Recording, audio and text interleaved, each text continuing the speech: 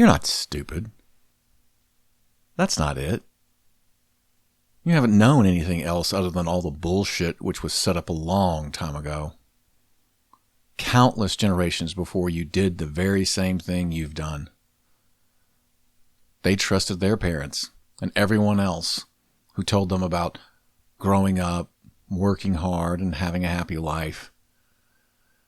Mostly, we've all been told that getting a good education is the ultimate key to success.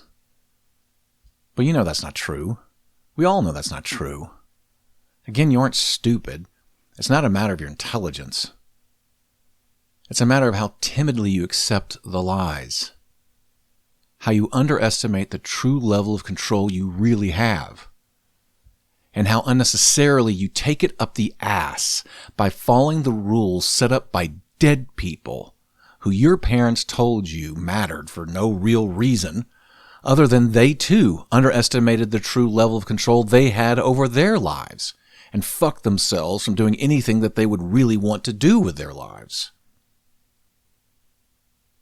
Are you going to do the same thing?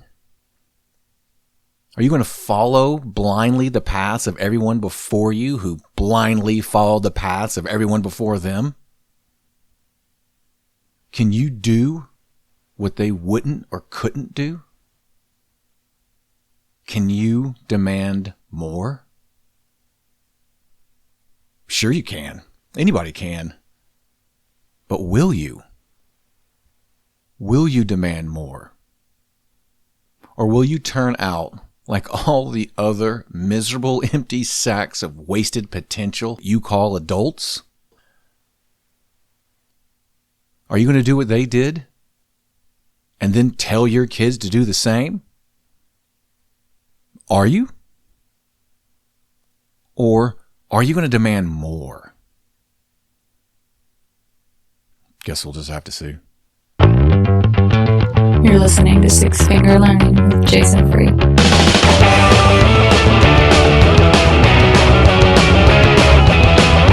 nights begin where they should end up being put to sleep. Some nights should end where they begin. A girl kids and some darling for suicide. As we promise looks and as we live on as a kid. My neck is round, it's on, but it's not. With subtle changes in pressure, it's getting better and better.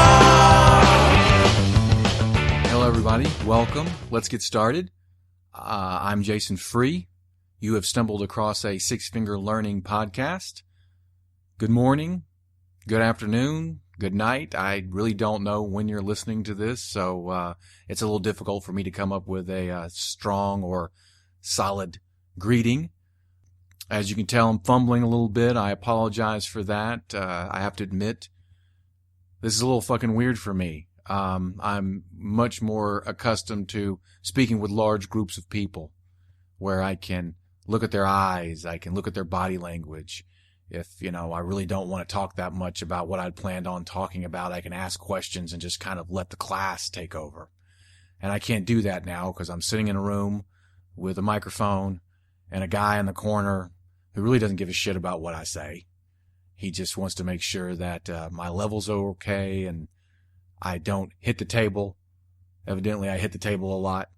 That pisses him off. Yeah, that's right. It pisses you off. But anyway, I won't hit the table. I'll try not to. And I'll be gentle with you if you're gentle with me. I won't throw you into the deep end right away. And I'll kind of take this easy because this is our first meeting, or it should be our first meeting. To be honest, I don't think that we organize our podcast the right way. You might have stumbled across a different podcast and heard something that I said or somebody else said and kind of not get the gist of what's going on, because this podcast is really meant to describe our philosophy. It's really meant to describe who we are, how we look at things, and how we're going to ask you to look at things. And one of the best ways to talk about this would be to address a question that a lot of people ask when they first come across us. And that question is usually, what's psychic douche? Like, what the hell does that mean? Are we talking about you? Are you a psychic douche? Are you an asshole with predictive abilities? The asshole part, not so much debatable. The predictive part is most definitely debatable. But, no, that's not the intent at all. We're hoping to convey a bit of a deeper meaning than that. But rather than jumping straight to it, I'd like to, explain it in a way that I've explained to countless composition classes that I've taught over the last, 10, 15 years. God, that's depressing, but that's true. That's a lot of classes. But that's how I see this. I see this as our first class meeting. You don't know me, I don't know you. You're coming to this podcast with certain preconceptions, and more than likely they're wrong. Just like my students' preconceptions were usually very wrong about what they were going to go through when they entered the door for the first time and sat down with their books at 8 o'clock in the morning, which sucks for everybody. I usually got stuck with the 8 a.m. classes because I was an adjunct instructor, and adjuncts are treated like shit. But, we'll talk about that, later on in a different podcast. But so I'm going to try to set the stage a little bit.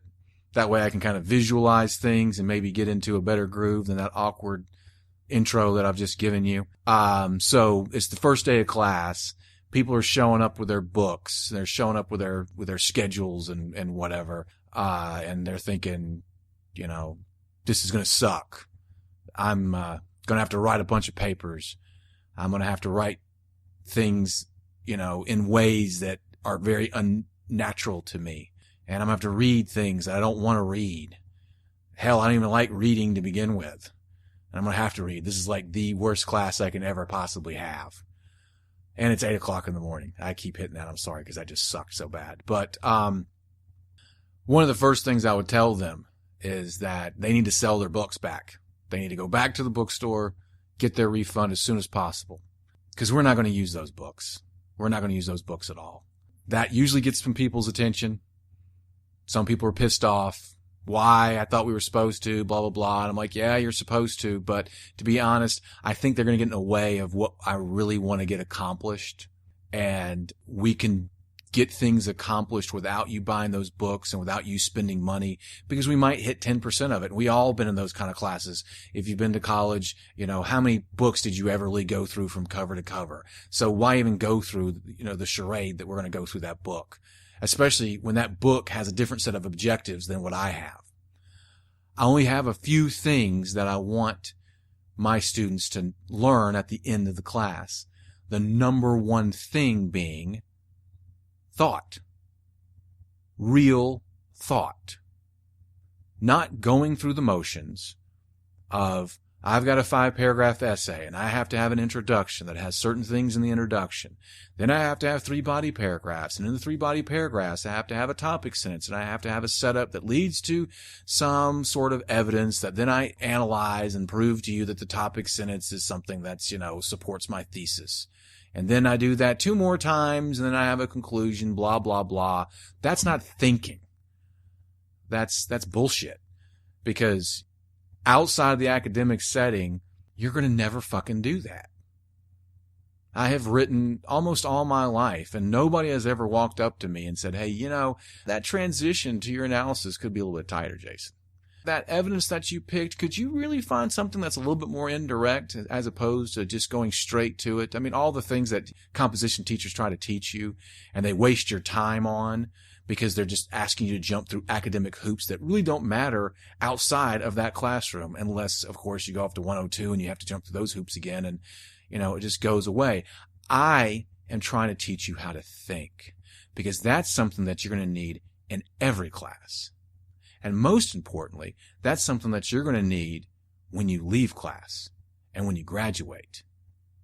If I can't teach you how to think, or to show you that you already know how to think, you just don't know how to do it in a teacher-pleasing fashion, then I have participated in theft, as far as I'm concerned. You have spent money for an education that's not giving you anything that really matters. So, thinking. That's number one. Number two, I want you to take the thoughts of others and really break them down and understand the thoughts of others. That's important specifically with an academic context because that's all you're handed. During your entire academic career, you're essentially handed the ideas of others, and you have to incorporate them, not regurgitate them out. You have to really take them in, break them down into the smallest pieces, look at them, rearrange them, come up with new meaning, and that is an activity that is important beyond academics as well. And then finally, you have to be persuasive during all this. It doesn't matter how right you are. Being right is usually not very fucking persuasive. And in academics, you have to be teacher-pleasing. And being teacher-pleasing is really easy because, let's be honest, teachers are pretty simple people. There's very small numbers of rules that you have to follow to get their tails wagging. And if you follow those rules, wow, man, they really like you a lot because they have to go through a lot of people, a lot of papers, a lot of tests, a lot of crap that isn't teacher-pleasing. And that pisses them off, and that puts them in a bad mood, and they encounter a student who ticks their boxes for what they're looking for. Holy hell, you're like the best thing that's happened to them all day long. So, it's thought, it's assimilating the thought of others, and it's being persuasive. It's not grammar. It's not punctuation. Fuck that shit. Seriously, if you don't know how to use a semicolon, well then don't use the damn thing. That's just stupid. We're not going to use that grammar book that you bought.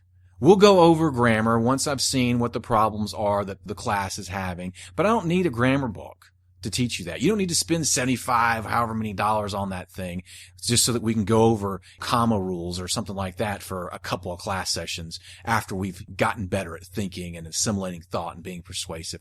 Take that thing back. Don't tell your parents. Keep the money. Shit. That's what I did. That was beer money, man.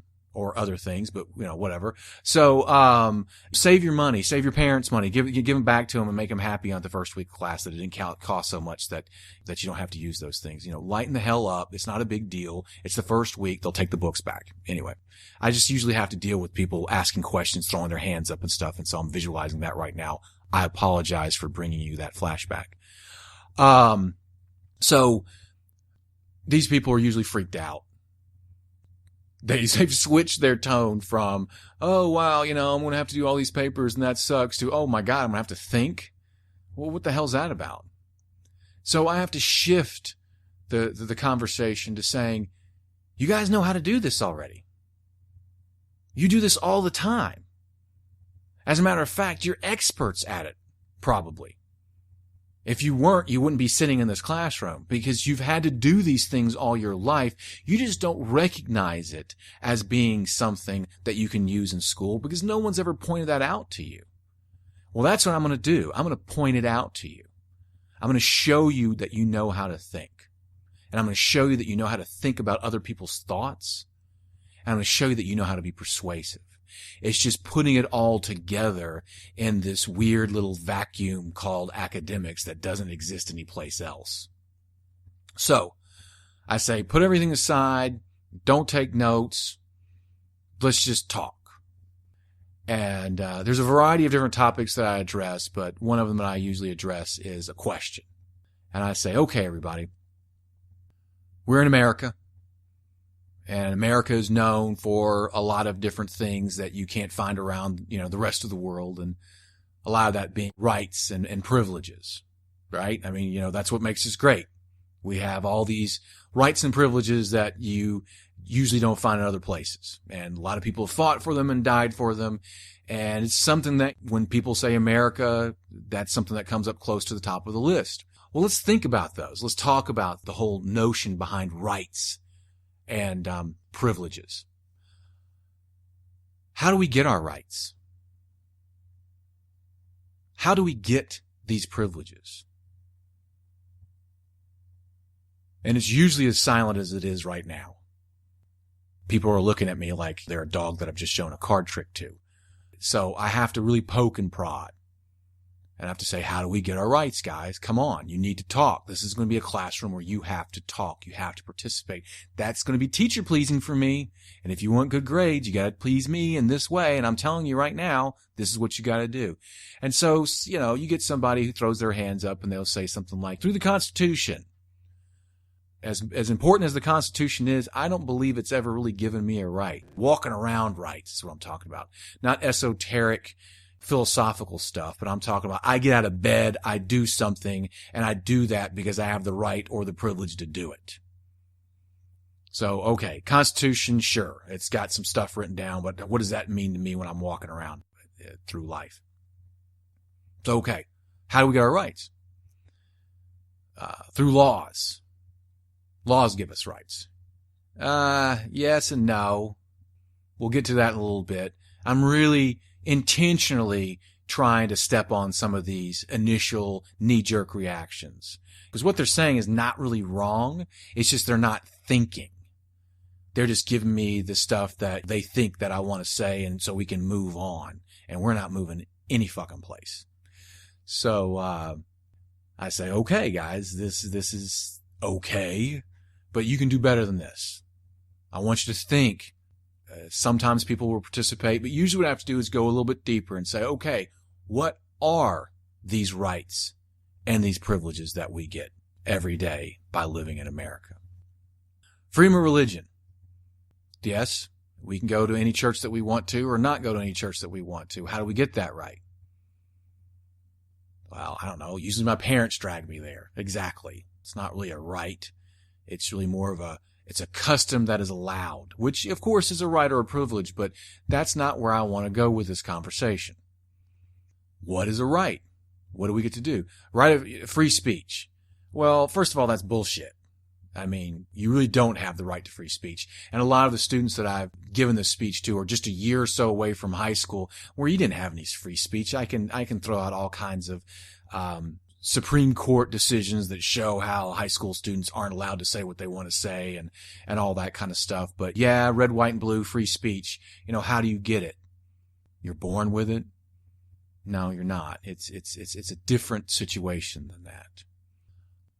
So come on, people. What are our rights? What can we do? Walking around, what happens one day that you get to do something?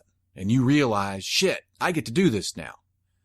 And usually around this time, I actually get a couple people who will raise their hand and they'll say, well, I get to vote. There you go. All right. You get to vote. That is definitely a right. How do you get that right? Well, I turn 18. All right. You turn 18. Give me some other rights and how else you get those rights, these everyday rights. I get to go walk into a voting booth and I get to have a say in the officials that make the laws up for my city, my state, my country. All right. We're on the right track, guys. Give me something else. And so then people will say things like, well, I get the right or the privilege to drive a car. Absolutely. There you go. You get the right or the privilege to drive a car. How do you get that right? Well, I turned 16. Yeah, you turn 16. You got to take a test and things like that. But generally speaking in America, maybe it's like 15 years old and you get to do your permit for a year and someone drives with you, and then you're 16 years old and then you can go drive. Different states have different sort of laws, but generally speaking, that's what happens. So now we're on a roll, guys. Come on, let's keep coming. Let's keep coming with this. Give me some other rights, and how do you get them? I get the right to drink. There you go. You get the right to drink. Now, how do you get the right to drink? Turn 21. Exactly. No test, no nothing. You just turn 21. Now, there's a theme here developing, people.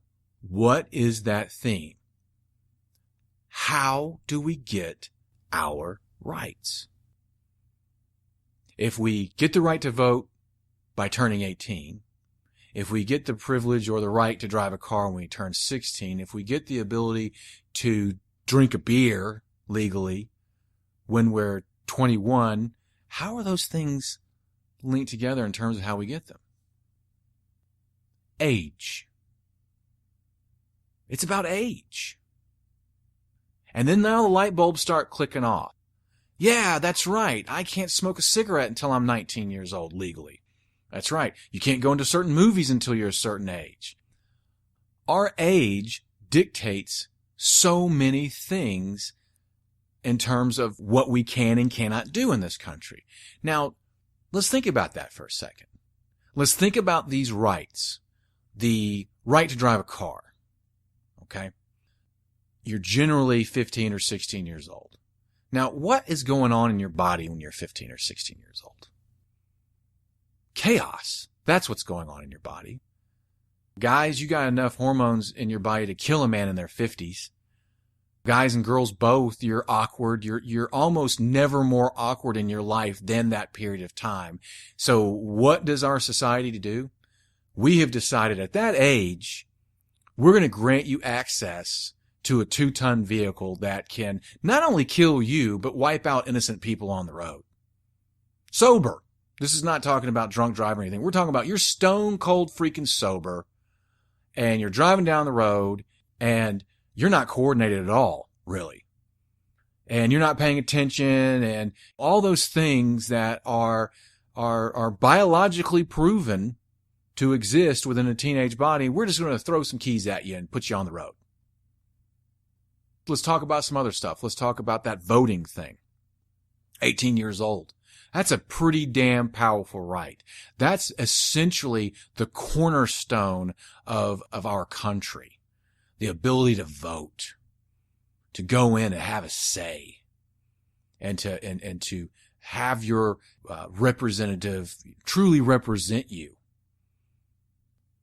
But isn't it weird that you have that much power, but 18, 19, 20, you can't drink a beer? And let's talk about this drinking a beer thing. Let's talk about the whole notion of drinking a beer. How many people in the room, or people out here listening to this podcast, how many people have been walking down the street 10 o'clock at night or something like that, and you see somebody standing outside looking at their watch and they're with a group of friends and they're counting down 3, 2, 1. Woo! All right, let's go. Let's go. I'm 21. Show the bouncer my ID. Fucking A, man. Let's go drink. All right. Yeah, that sounds like somebody ready to take on the responsibilities of alcohol, right? That doesn't sound very good. And when you think about that in your real life, don't you know 15-year-olds that are more responsible drinkers than some 50-year-olds? I did, and I do to this day. And yet when I'm 20 years old, I'm not, I guess, ready for it. When I'm 20 years, 364 days, and 59 seconds old, I'm not ready for it. And then some magical transformation occurs on that 1 second, that one click, where I'm ready to go. Well, that's ridiculous. When you think about it, we have these rights that really have nothing to do with each other. The right to vote, the right to drink, the right to smoke a cigarette, the right to go to a movie, the right to drop out of school, the right to, drive a car. All these things involve so many different processes, so many different abilities, so many different levels of maturity. Like, I'm not old enough when I'm 15 years old to go see a fucking Will Ferrell movie. Now, we all know that they don't really stop you from that, but that's what our society says. That's what rated R means. I'm not ready for dick jokes when that's all I've been around my life, sitting at the lunchroom table, are dick jokes. But I digress. Anyway, so you can imagine what my students are going through right now in terms of their heads on this first date. It's like 8:25, 8:30 in the morning. They got half an hour left and they don't know what the fuck is going on. But, so I'm trying to tell them, listen, look at these things. These are things that you walk around every day, and I highly doubt that you question them. And should they be questioned? Should we look at this stuff and say, is there a better way? And the best way to look at that issue of, is this the best way, is to ask, why do we do it this way? Why do we link age to these rights? And I have to throw it out there.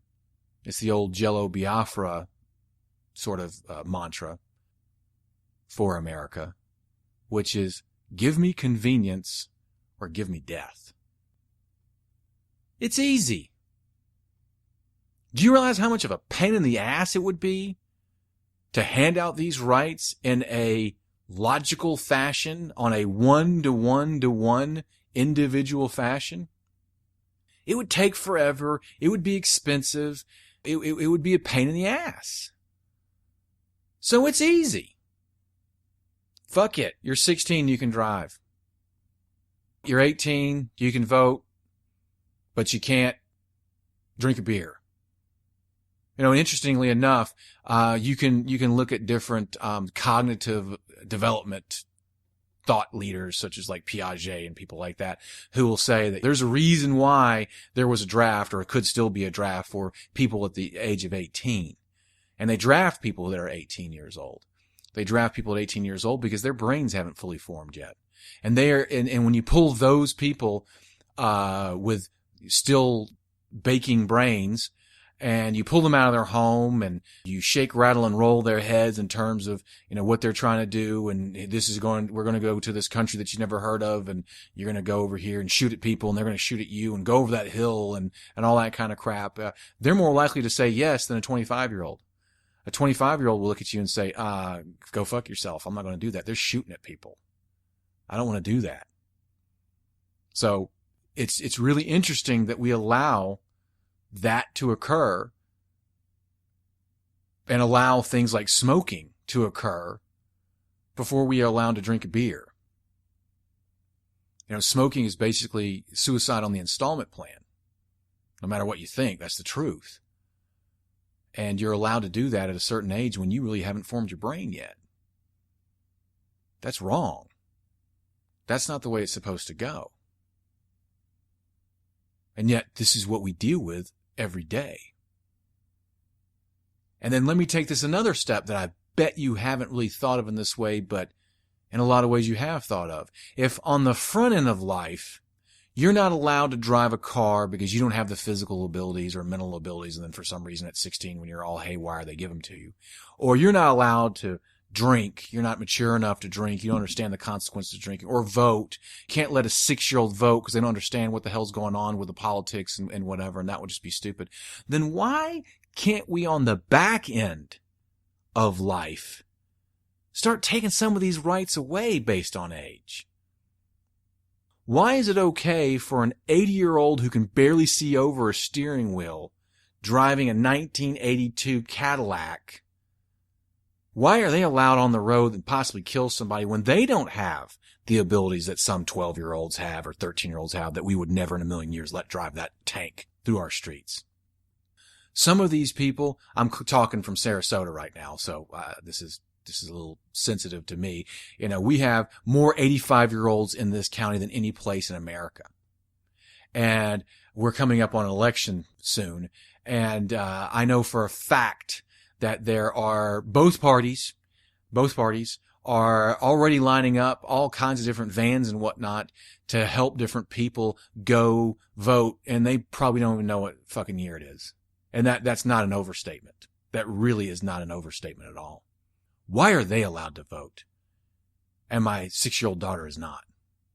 I guarantee you my 6-year-old daughter is more with it in terms of who the candidates are and what the issues are than a lot of these 90-year-olds and 96-year-old people who are allowed to vote. And I'm in a fucking swing state. I hate to say this, but a state that actually matters in terms of the election.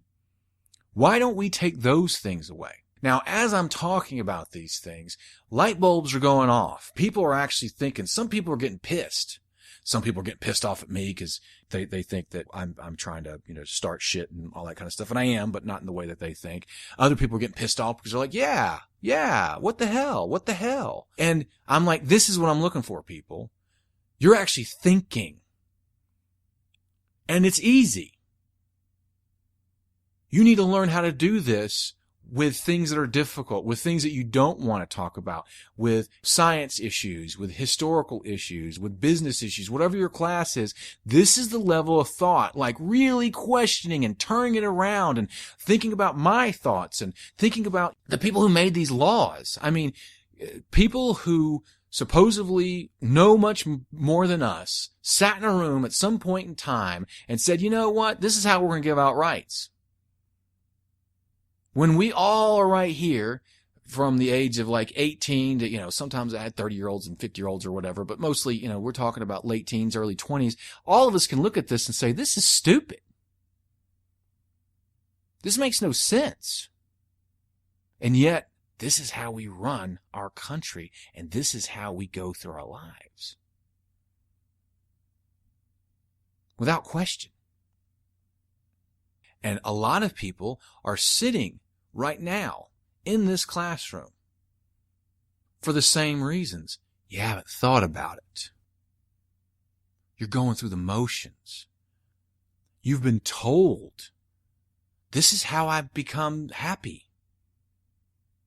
By going through this thing called education. This is how I'm supposed to find a job that's going to pay for my kids, maybe kids that don't even fucking exist yet. I'm 20 years old, 18 years old, hell, even if I'm 30 years old. This is supposed to prepare me for 20 years down the road, 30, 40, 50 years down the road. That's bullshit. Education today has no clue what the world is going to be like. There's job titles that will exist that people can't even fathom today. Technology out there, all that stuff. You're going through the motions that the people the last several generations went through. And it's easy to continue it. That's why you're doing it. Is there a better way?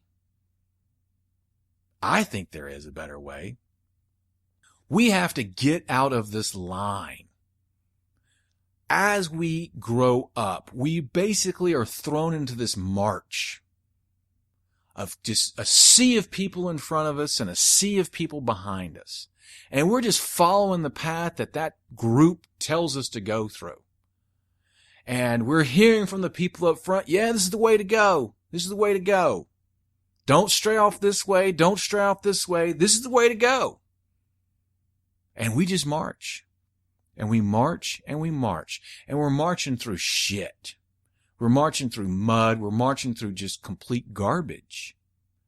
And as we're marching through this garbage, it collects on us. And we stop seeing things that we should see.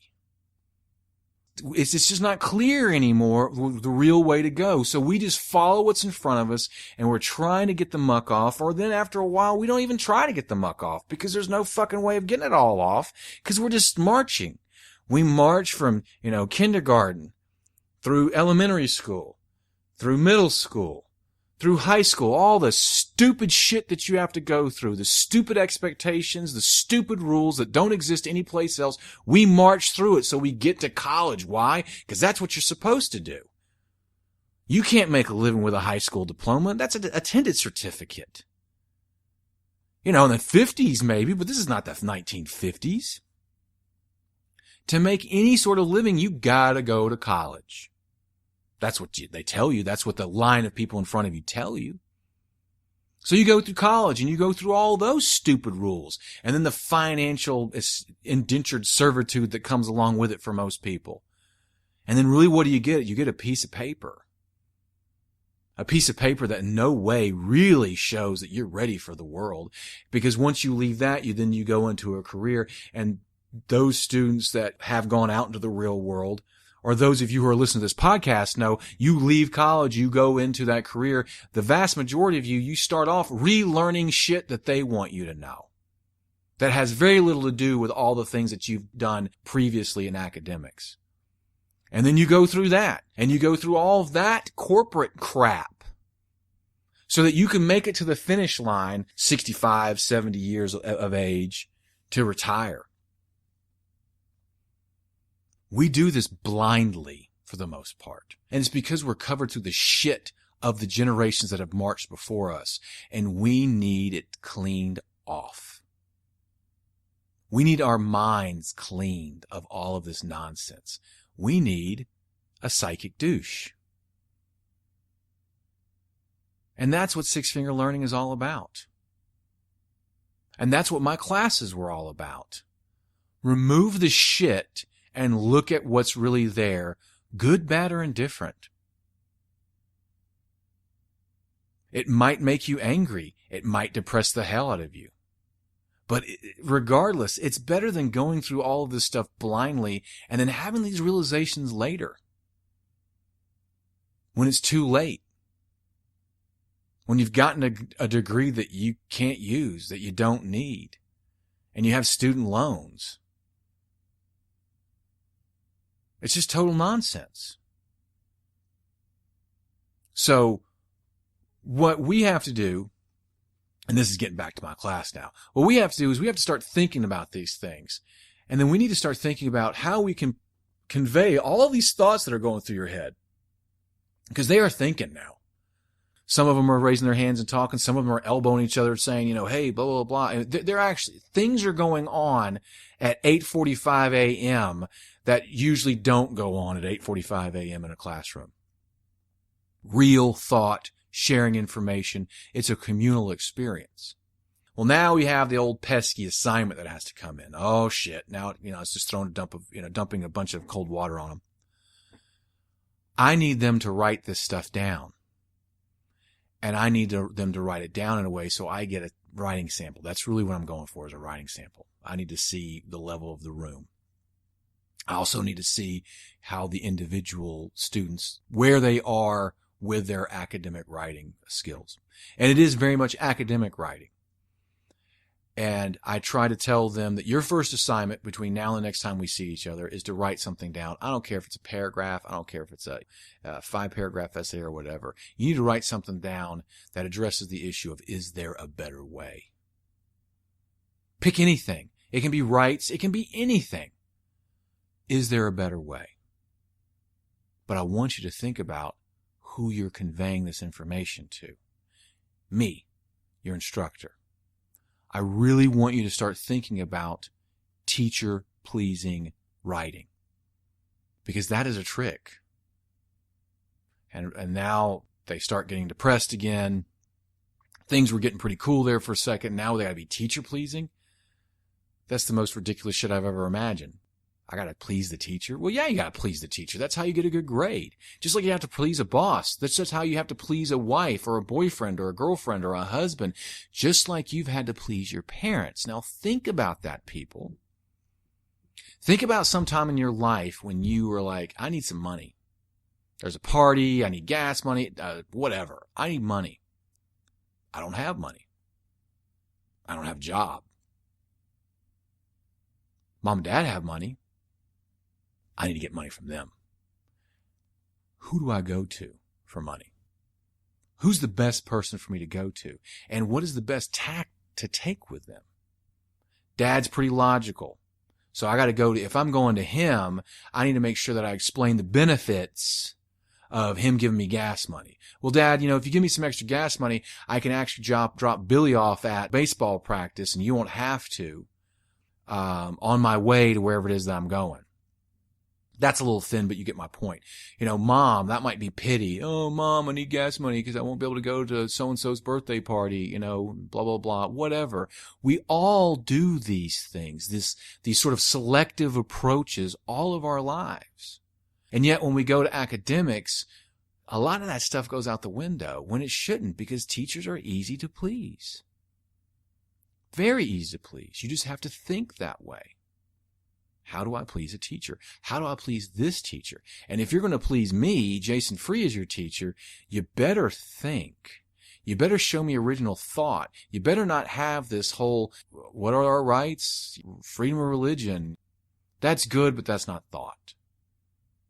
Show me something else. And that's what we're going to be asking all of the people that we talk to in our podcasts and our gray papers, if you haven't gone to that section yet. We're going to be asking people to help us clear away the muck and really get down to the issues so that all of us can start making better decisions about, do we continue this march? this blind march? Or do we step out of line and go in a different direction? So that's the purpose of SixFinger Learning. That's the meaning behind Psychic Douche. And I'm not going to ask you guys to write a paper. That would be the end of the class. And I think that should be the end of our first meeting. And I hope when you listen to these podcasts, whether this is the first one or not, when you stumble across this, I hope you start looking at it, looking at what we're doing with this philosophy in mind. We're not presenting answers. You have to find your answer. We're trying to present the questions that you really haven't thought about. So that is our objective. That is how you can evaluate the effectiveness of what we're trying to do. Do we give you the questions that make you think? Do we provide you with the opportunity to clean off all of the stuff that has stood in your way of thinking about those questions in the past? And I'm confident that we will. But anyway, this has been a lot easier than I thought it would be. Thank you, guy in the corner who won't let me use his name. I guess my levels were okay. We'll see. But until next time, I'm Jason Free. This is SixFinger Learning, and I'm looking forward to talking to you again soon.